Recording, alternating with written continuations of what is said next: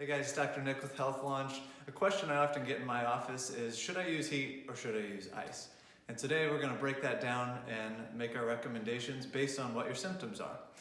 And so a good rule of thumb is on a pain scale of, let's say, 0 to 10, 10 being the worst, 0 is no pain.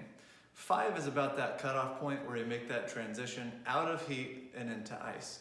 So if your pain is more on the severe side, we're talking 4 to 5 to 10, then icing is what's recommended. And I always recommend using 20 minutes of ice and then taking about 30 minutes to an hour off.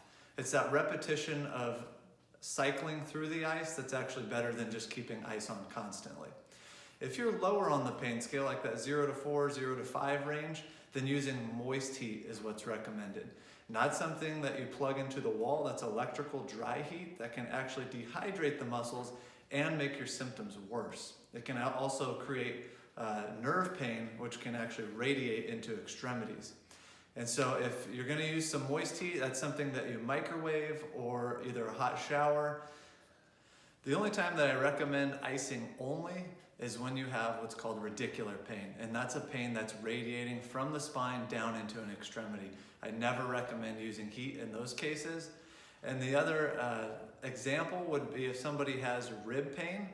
Typically ribs have a lot of cartilage in the front and there's not a great deal of blood supply. So actually using heat rather than ice can draw more blood into the area. And if you have something like costochondritis or you've strained an intercostal muscle, using moist heat is actually better for the ribs.